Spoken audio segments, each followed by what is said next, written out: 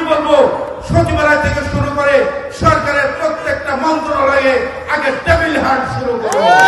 যেখানে আমরা দেখেছি গত আওয়ামী লীগের আমলে পবিত্র জুম্মার দিনে একজন ইমাম সাহেব মসজিদের খুতবা দিতে গেলেও তাকে আওয়ামী লীগের নেতারা তাকে খুতবার কাগজ ধরিয়ে দিত। 5ই আগস্টের পরে আমাদের নেতা বিএনপির ভারপ্রাপ্ত চেয়ারম্যান জনাব তারেক রহমান একটি কথা অত্যন্ত স্পষ্ট করে বলেছে, আমরা বর্তমানে রাজনীতিতে আমরা কিন্তু রাজনৈতিক গুণগত মানের পরিবর্তন আমাদের নেতা নিয়ে আসবে। ডক্টর ইউনূস সাহেবের প্রতি আহ্বান জানাবো, শেখ হাসিনার দোষরদেরকে খুঁজতে টেবিল হান্ট যেমন আপনারা কার্যকর রাখুন, আমি বলবো সচিবালয় থেকে শুরু করে সরকারের প্রত্যেকটা মন্ত্রণালয়ে আগে টেবিল হান্ট শুরু করুন।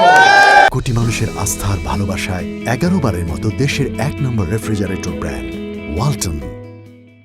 আগামী দিনে রাষ্ট্র কাঠামো মেরামতের লক্ষ্যে বিএনপি ক্ষমতায় জনগণের ম্যান্ডেট নিয়ে বিএনপি সরকার গঠন করে সেই 31 দফার আলোকে বাংলাদেশের মানুষের মৌলিক অধিকারগুলোকে ফেরত দেওয়া হবে। গত 17টি বছর মাফিয়া ফ্যাসিস্ট হাসিনা যেভাবে বাংলাদেশে একটি অনেক অবৈধ কালো আইন করেছে সেগুলাকে নস্যাৎ করা হবে। বাংলাদেশে একটি সাম্য মানবিক বাংলাদেশ গঠন করা হবে। বাংলাদেশের মানুষ যে বাক স্বাধীনতা কেড়ে নেওয়া হয়েছিল, বাংলাদেশের মানুষকে সে বাক স্বাধীনতা ফেরত দেওয়া হবে।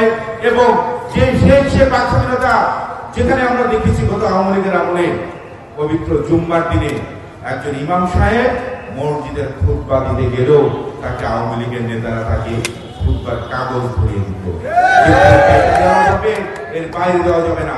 আলেম সমাজদেরকে যেভাবে মাফিয়া ফ্যাসিস্ট হাসিনা 2013 সালের 5ই মে শাপলা চত্বরে শত শত হাফেজদেরকে যেভাবে হত্যা করেছে, মাফিয়া ফ্যাসিস্ট হাসিনা সে 2013 সালের 5ই মে যেখানে বাইতুল মোকাররমের মসজিদে যেভাবে কোরআন শরীফ পড়িয়েছে এবং মাওলানা মামুনুল হক সাহেব থেকে শুরু করে বাংলাদেশের অনেক মাওলানাদেরকে যেভাবে কারাগারে তারা প্রেরণ করেছে এবং আমরা এরকম অনেক আমরা নজির দেখিয়েছি। আলেমদেরকে কিভাবে তাদের কণ্ঠরোধ করা হয়েছে, তাদের উপরে অত্যাচার চালিয়েছে। বিএনপি জনগণের ভোটে নির্বাচিত হলে ইনশাআল্লাহ সেই 31 দফার আলোকে এই সকলের বিচার যেমন আমরা করব, তেমনি আলেমদের সম্মান নিশ্চিত করার জন্য বিএনপির ভারপ্রাপ্ত চেয়ারম্যান জনাব তারেক রহমান 31 দফার আলোকে বাংলাদেশের আলেম সমাজকে সর্বোচ্চ সম্মান শ্রেণীতে ঘোষণা করার